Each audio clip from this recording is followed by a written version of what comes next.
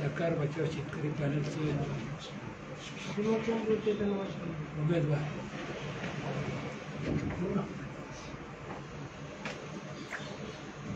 रंजन कुमार शंकरराव तावरे,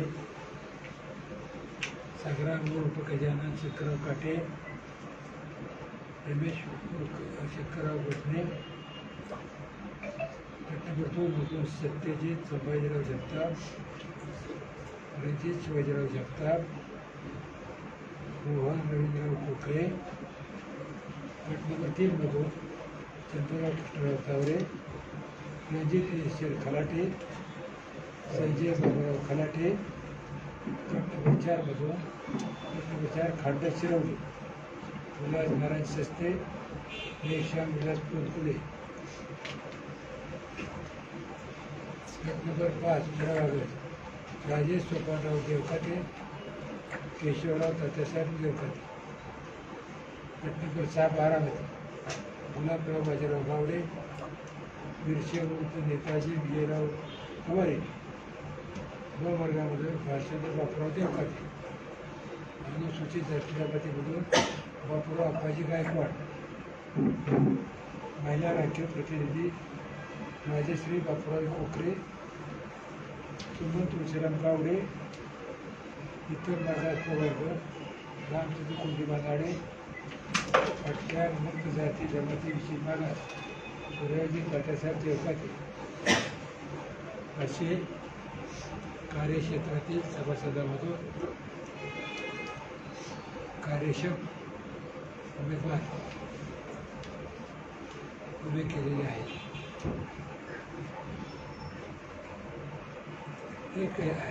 हे जे आमचे उमेदवार आहेत त्यांनी सहकार क्षेत्रामध्ये सार्वजनिक कार्यामध्ये केरारीने बाजून काम केलेलं आहे. यापैकी आमच्या इथं 3 इंजिनियर आहेत, 3 वकील आहेत, एक रिटायर प्राध्यापक आहे, एक रिटायरमध्ये अध्यापक आहे, बाकीचे शेतकरी आहेत. अशा पद्धतीनं सर्व स्तरातून सामाजिक उत्तम काम करणारे उमेदवार या कारखान्याच्या पंचवार्षिक निवडीसाठी या कारखान्याचा कारभार 1925 ते 1930 या 5 वर्षासाठी करण्यासाठी निवडलेले आहे. या उमेदवारांच्याकडून कारखान्याची देखभाल दुरुस्ती काटकसरीने केली जाईल. तयार झालेला माल योग्य किंमतीला विकला जाईल. कुठेही चुकीचं काही घडणार नाही अशा पद्धतीचे सगळे प्रपंच करणारे कर्तबगार उमेदवार आहेत. कुठल्या मुद्द्यावर आपण ही आता निवडणूक पुढं 2 जागा राहतात? ही जी निवडणूक आहे ती गेल्या 5 वर्षामध्ये जो कारखान्यामध्ये चुकीच्या पद्धतीने कारभार झाला, या कारभारामुळं कारखान्याचं मोठ्या प्रमाणात नुकसान झालं, थांबवण्यासाठी आणि कारखाना चांगल्या पद्धतीने चालू अधिकचे पैसे शेतकऱ्यांना देण्यासाठी, त्याचप्रमाणे कारखान्याचं विस्तारीकरण करण्यासाठी आणि नवीन उद्योगधंदे काढून शेतकऱ्याला अधिकचा भाव कसा देतील असा प्रयत्न हे सगळे संचालक मंडळ करेल. त्याबद्दल माझ्या मनात खात्री आहे. पवार विरुद्ध तावरे अशी ही लढाई आता पाहायला मिळणार आहे. पवार विरुद्ध तावरे अशी ही लढाई पाहायला मिळणार आहे. हे पवार विरुद्ध तावरे लढाई नाही, ही शेतकऱ्यांच्या पोटा पाण्याचा प्रश्न आहे. आज शेतकरी आमचा अतिशय आर्थिक संकटात आहे. त्याला आधार देण्यासाठी, त्याला मदत करण्यासाठी, त्याच्या मुलाबाळांच्या शिक्षणाला मदत होईल म्हणून, त्यांच्या घरच्या प्रपंचाला मदत होईल म्हणून कष्ट करणारी सगळे आमचे उमेदवार आहेत. अण्णा दोन्ही पवार ह्या आधीच्या निवडणुकीत एकत्र लढलेले पाहावयास मिळत आहे, परंतु यावेळेस शरदचंद्र पवार पक्षाकडून देखील एक पॅनल उभा करण्यात आलेला आहे. अजित पवार पक्षाकडून एक पॅनल उभा. कसं आव्हान असणार आहे, कशी वेगळेपण असणार? बघा, आपल्याला आता या प्रश्नाचं उत्तर तुम्हीच दिलं. ते दोघं एका वेळी एकत्र असताना उभे राहिले. आता वेगवेगळे उभे राहणार आहे. आम्हाला तुम्ही काहीच नाही. पण त्यांच्या पक्षाचा पॅनल केला आहे, तुम्हाला फायदा होईल की तोटा होईल त्यांचा? आमचा पॅनल जो आहे तो शेतकऱ्याच्या मुलांनी शेतकऱ्यासाठी केलेला पॅनल आहे. त्याची जात शेतकरी आहे, पक्ष शेतकरी आहे. शेतकऱ्यासाठी शेतकऱ्यांची मुलंही काम करणार आहे.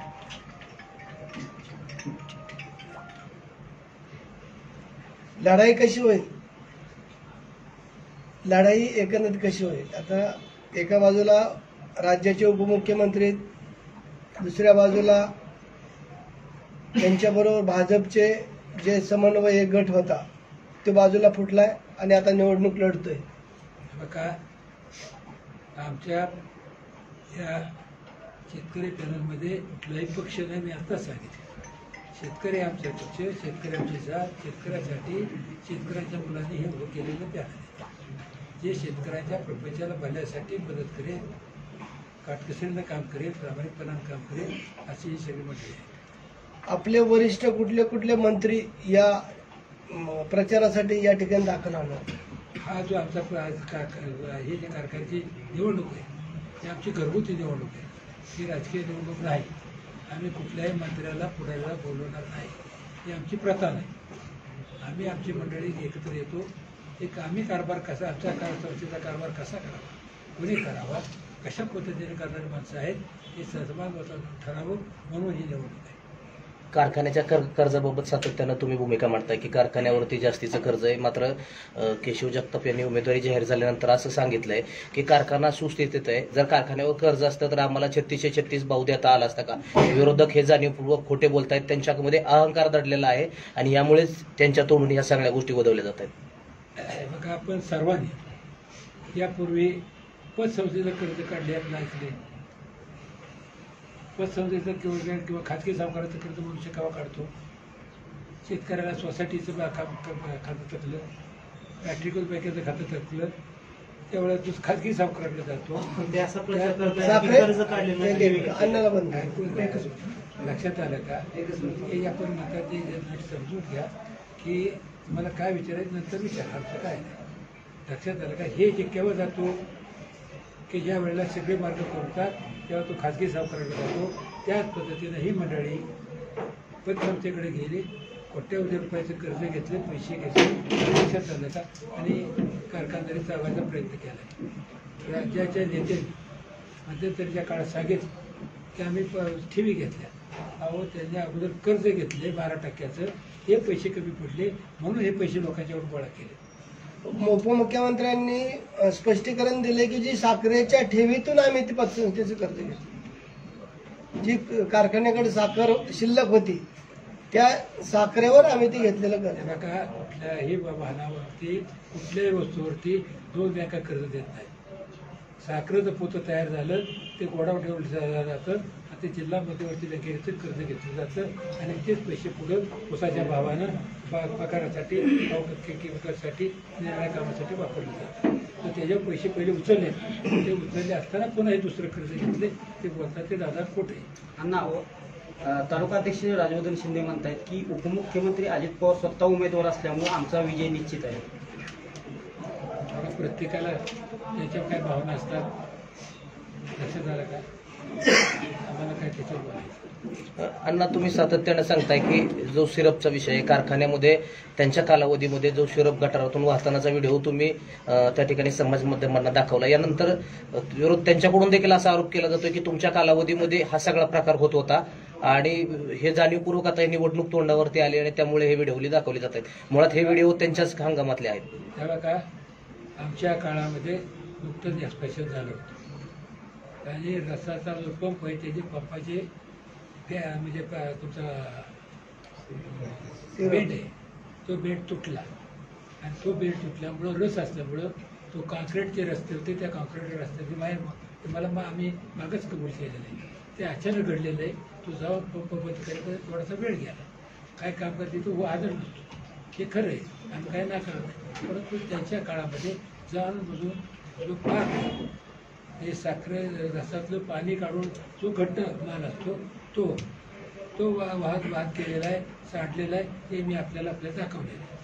आणि तुमच्या कालावधीमध्ये सगळ्यात पहिल्यांदा वसुली फक्त हे कारखान्यात आलं आणि यानंतर या अजित पवारांच्या संचालक मंडळाने त्यांना 2 कोटीचं जे पेमेंट केलं, सातत्यानं तुमच्याकडून SBI बँकेचे देखील तुमच्याकडून 34,55,00,000 थकवल्याचा आरोप त्यांनी केलाय. तर दुसरीकडे युनियन बँकेचं जे बेसल डोस कर्ज आहे त्याच्यामध्ये देखील 10,60,00,000 रुपये तुमच्याकडून थकवल्याचं सांगलं जात आहे. तुमच्याच कालावधीमध्ये कारखाना खरा डबघाईला आला असा त्यांचा आरोप आहे. काय पहिलं सांग. पाहिलं, SBI बँकेचं 34,55,00,000 रुपये वाहतूक कोठणीसाठी जे कर्ज घेतलं होतं ते कर्ज तुमच्याकडून थकवण्यात आलं.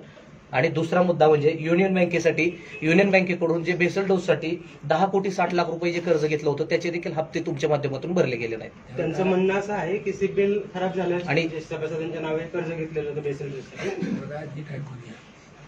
पहिला प्रश्न त्यांनी विचारला तो बँकेचा, बरोबर आहे. तेव्हा ह्याची बँकेचा हप्ता होता तो 22 तारखेला कारखान्याची निवडणूक झाली. 6 तारखेला नवीन चेअरमन निवड झाली, म्हणजे 22/3 कारखान्याची संचालक मंडळाची निवड झाली आणि 3 तारखेला किंवा 4 तारखेला चेअरमनची निवड झाली. तो कालावधी निवडणुकीचा होता.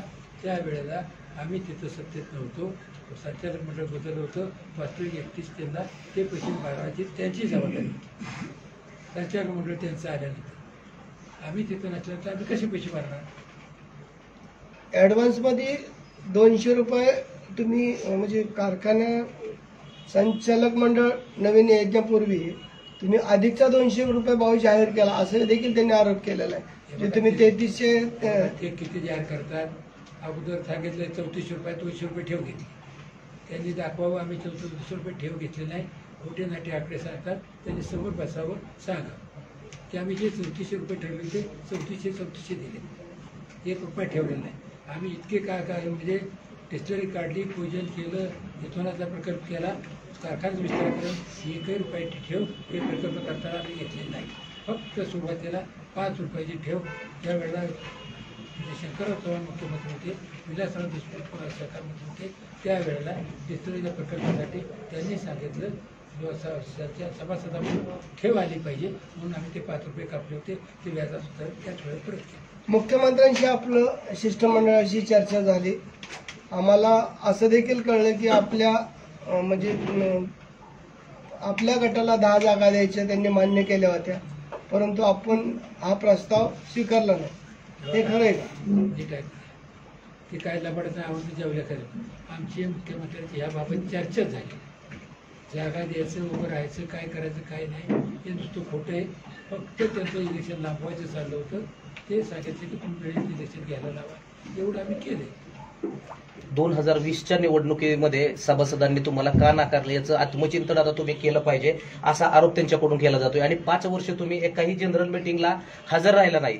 यामुळे जो सभासदांनी विश्वास दाखवला होता हा सभासदांचा अपमान नाही का असा सवाल त्यांच्याकडून उपस्थित केलाय. नीट आहे का, मी त्या कारखान्याच्या मिटिंगला हजर नव्हतो, त्याच्यामुळे ह्यांचा काय तोटा झाला मला सांगा. जनरल मिटिंगला तुम्ही हजर होता. जनरल मिटिंगला तर मी हजर आहे.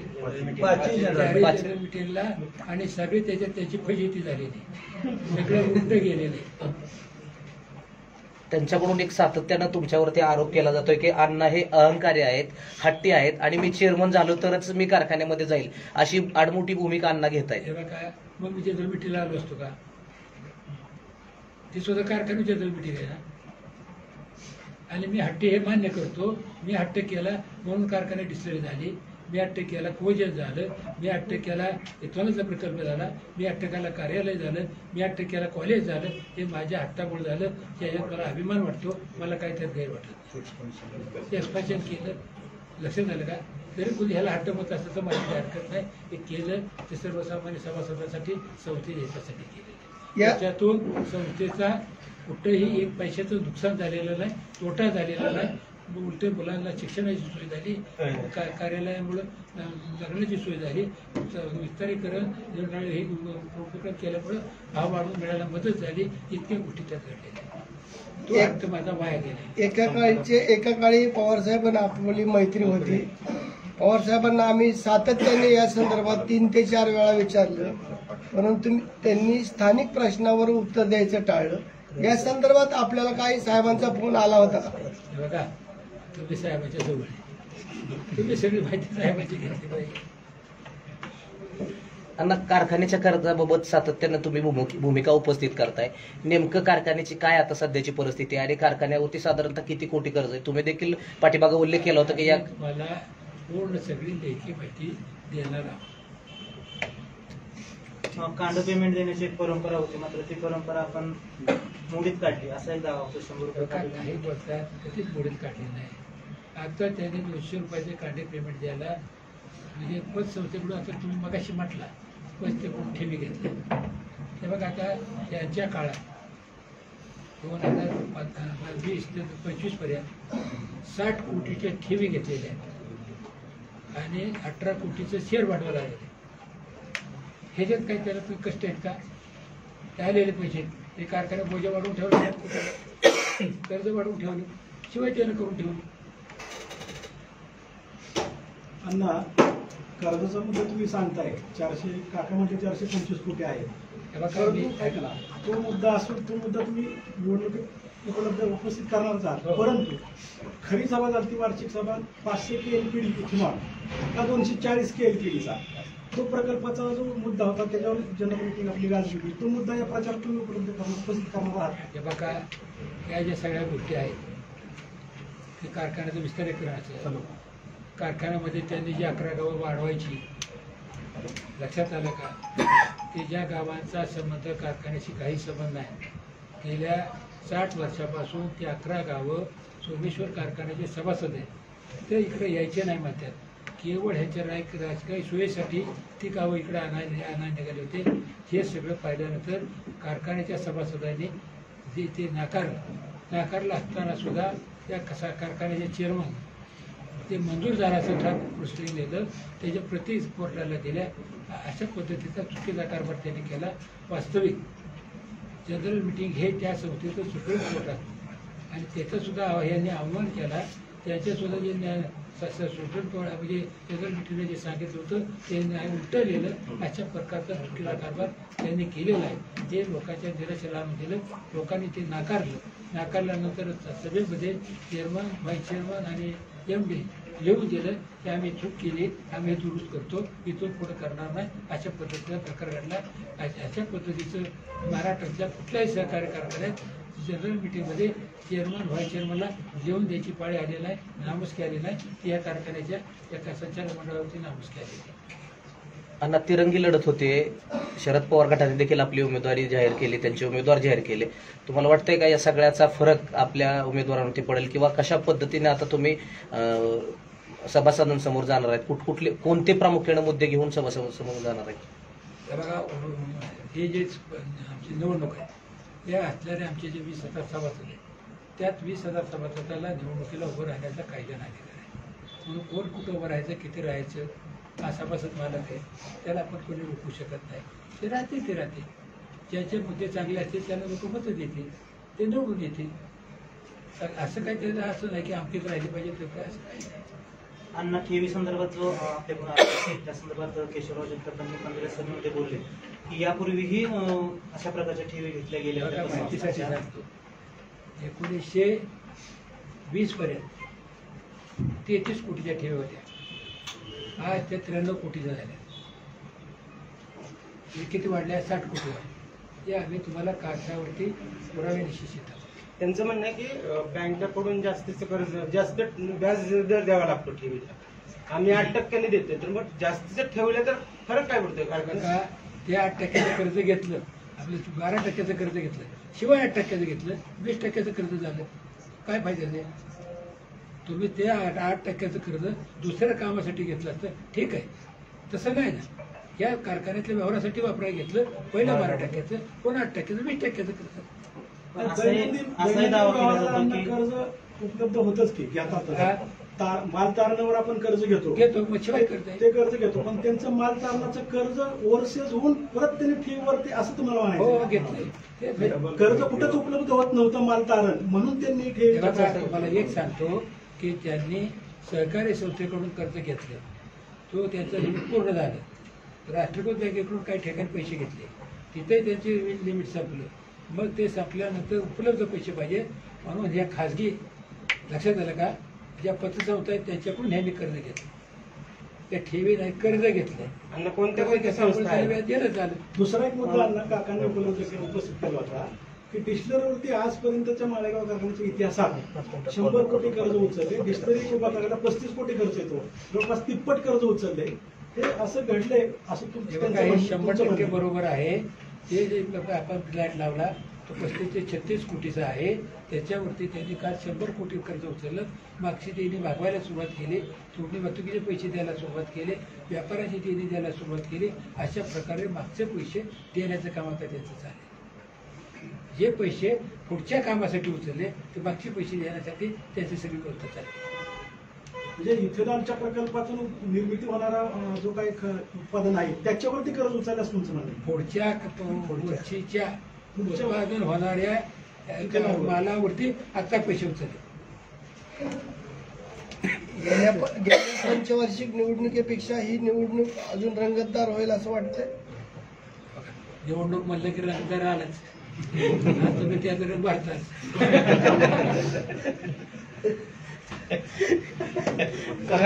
एकंदरीत साम दाम दंड सगळा या ठिकाणी वापर केला जाणार आहे. सभासदांची दिवाळी होणार आहे अशी देखील आता चर्चा सुरू झाली. तेव्हा काय आम्ही लोकांना सांगतो, सगळ्याला सांगतो की लक्ष्मी दारात आली तर दर्शन घ्या, मत आम्हाला द्या.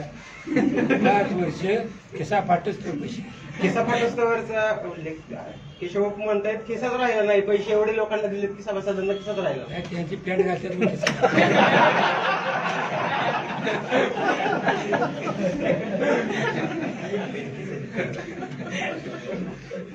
काका यादी वाचायला काका एकदा यादी तुम्ही एकदा वाचून दाखवा, यादी कोण कोण उमेदवार जाहीर केले ते. अण्णांचं झाल्यानंतर घ्या. काय विचार काय आधा हरिवस मटेरियल कोणाला पाहिजे? हॉटेल पूर्व खरंच आणखी काय मी तुम्हाला माहिती पाहिजे विचारा आम्ही सांगतो. एकदा यादी वाचू द्या.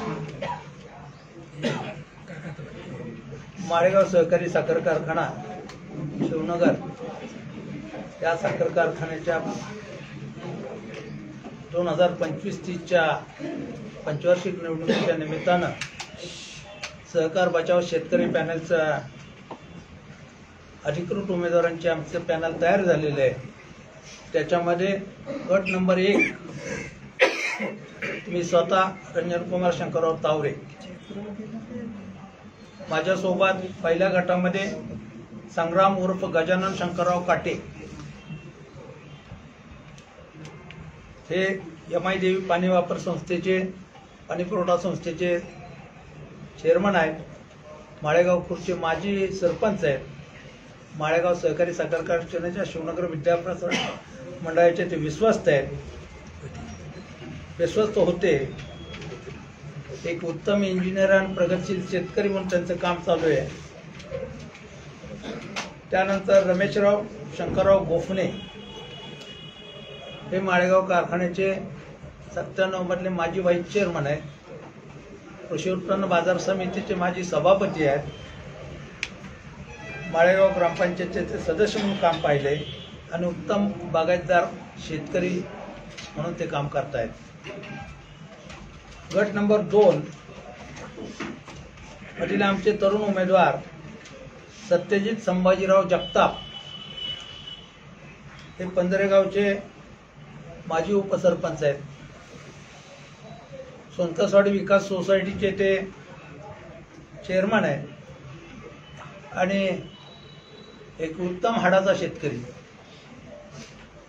आणि सामाजिक कामामध्ये अग्रेसर असलेला एक तरुण कार्यकर्ता आहे. त्यानंतर पंधऱ्यामध्ये दुसरे उमेदवार आमचे 2 नंबर गटामध्ये रणजित शिवाजीराव जगताप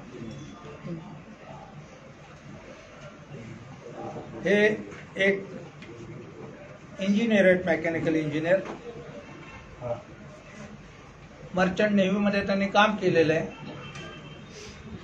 सामाजिक कार्य आणि उत्तम शेतकरी अशा ख्याती आहे.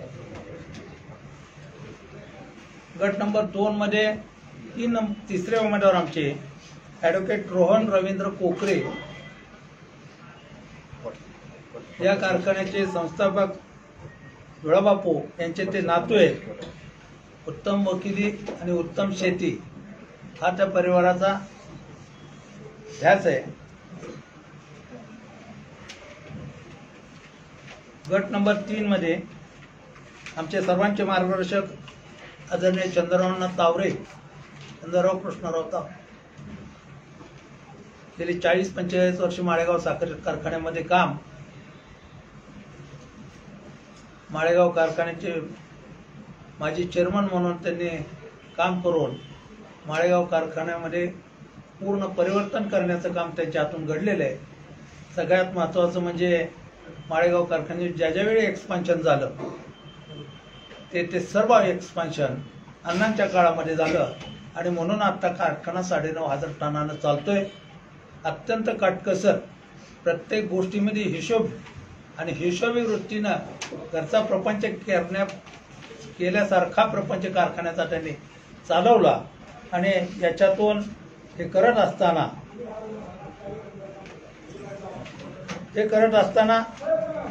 त्यांचं असलेलं काम, त्याच्यामध्ये महत्वाचं काम म्हणजे शिवनगर विद्याप्रसारक मंडळाची निर्मिती.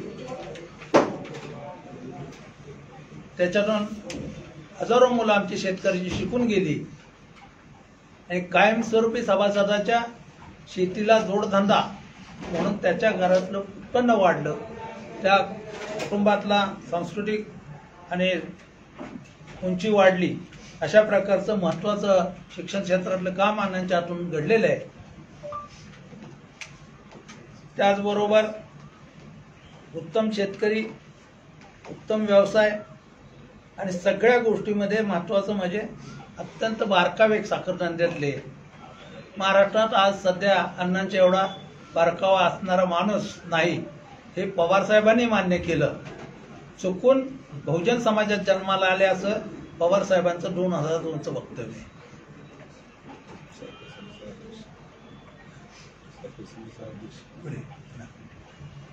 त्यानंतर रणजित वीरसेन खलाटे हे कांबळेश्वरचे उपसरपंच आहेत, कांबळेश्वर विकास सोसायटीचे सदस्य आहेत. सामाजिक कार्यामध्ये त्याचा चांगला वाटा असतो. सामाजिक बांधिलकी जपत ते काम करत असतात. 3 नंबरचे आमचे उमेदवार आहेत संजय बाबूराव खलाटे, सामाजिक कार्यातला वेगळा अनुभव, उत्तम शेतकरी आणि वाहतूक संघटनेचे संचालक आहेत. गट नंबर 4 खंडच, याच्यामध्ये विलासराव नारायणराव सस्ते, खंडच हे स्वाभिमानी शेतकरी संघटनेचे अध्यक्ष आहेत. उत्तम शेती, उत्तम व्यवसाय अशा पद्धतीचं त्यांचा लोकसंपर्क दांडगा आहे. आणि दुसरे उमेदवार आहेत त्या गटातले शिरोलीचे मेघश्याम विलासराव पोनकुले, हे शिरोली गावच्या तंटामुक्तीचे अध्यक्ष आहेत, माजी सरपंच आहेत ग्रामपंचायत शिरोलीचे.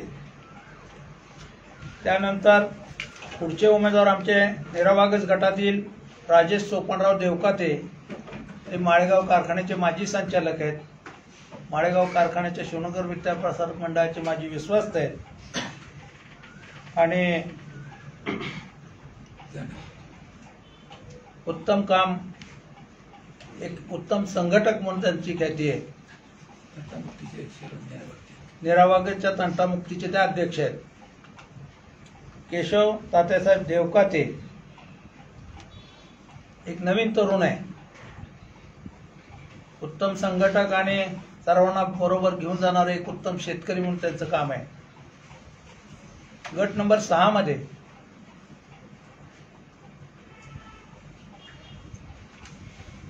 संचालक मंडळातील माजी सहकारी ॲडव्होकेट गुलाबराव बाजीराव गावडे, उत्तम वकील, उत्तम शेती शिवनगर विद्या प्रसारक मंडळाचे माजी विश्वस्त, दत्त कृपा विकास पतसंस्थेचे संस्थापक चेअरमन, सगर समाजाचे तालुक्याचे अध्यक्ष आणि धनगर समाज आरक्षण कृती समितीचे ते सदस्य. प्रचंड कामाचा वारसा आहे त्यांच्याकडं.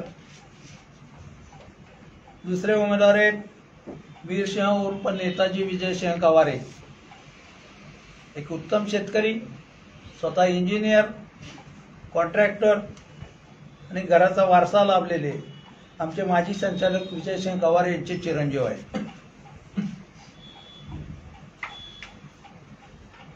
ब वर्ग मतदारसंघातून राज्याच्या उपमुख्यमंत्र्यांच्या समोर उभे असलेले आमचे भालचंद्र बापूराव देवकाते, एक उत्तम शेतकरी, यशवंत पाणी पुरवठा संस्था निरावागज हिचे चेअरमन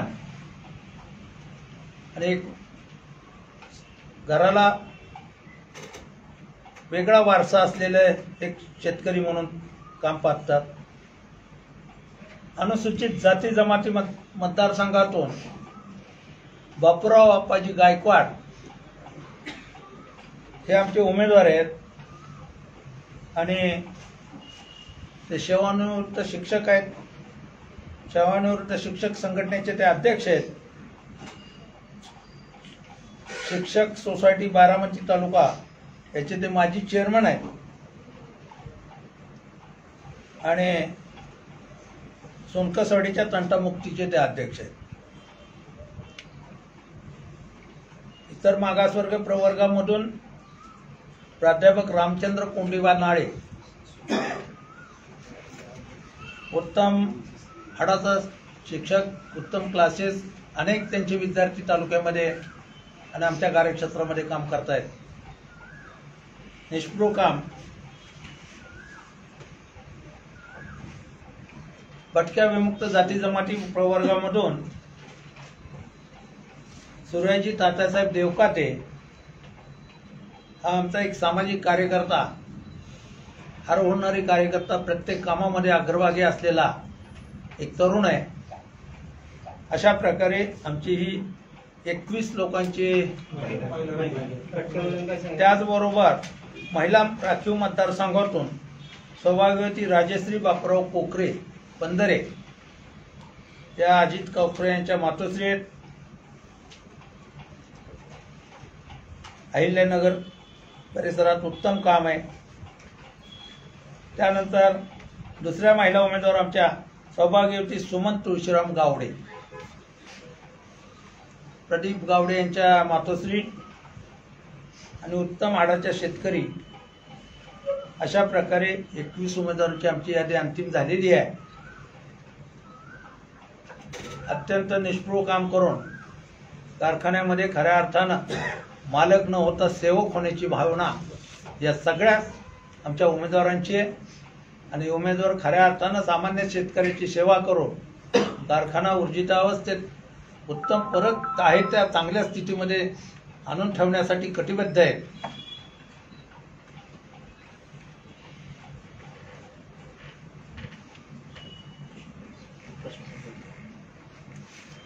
खरी लढाई आता तुमची अजितदादा वर्सेस तुमच्या बरोबर आहे. कसं उत्तर देणार आहे? लढाई ही सातत्यानं. आमची लढाई त्यांच्याबरोबर नाही. आमच्या समोर जे उमेदवार उभे राहिले त्यांच्याशी आमची लढाई असलेल्या अपप्रवृत्तीशी आमची लढाई आहे. काय शरद पवार गटाची उमेदवारी जाहीर झाल्यानंतर त्यांच्याकडून एक आरोप करण्यात आलाय. त्यांनी असं म्हटलंय की जे विरोधक आहेत म्हणजे अण्णा आणि काका हे विरोधक पवारांशी, अजित पवारांशी मिळलेले आहेत आणि हे सगळं लोकांना दाखवण्यासाठी त्यांच्याकडून केलं जाते. त्यामुळे आम्ही पूर्णपणे ताकदीने ही निवडणूक लढणार आहे आणि आमचे उमेदवार 20च्या 20 उमेदवार आमचे निवडून येतील असा दावा त्यांनी केलाय. प्रत्येक पार्टी हेच म्हणणार आहे. परंतु कुणी काही म्हणत असलं ते आमचा सभासद राजा याचा आमच्यावर अण्णांच्यावर प्रचंड विश्वास आहे. तुम्हाला मी 24 तारखेचा निकाल आज सांगतो.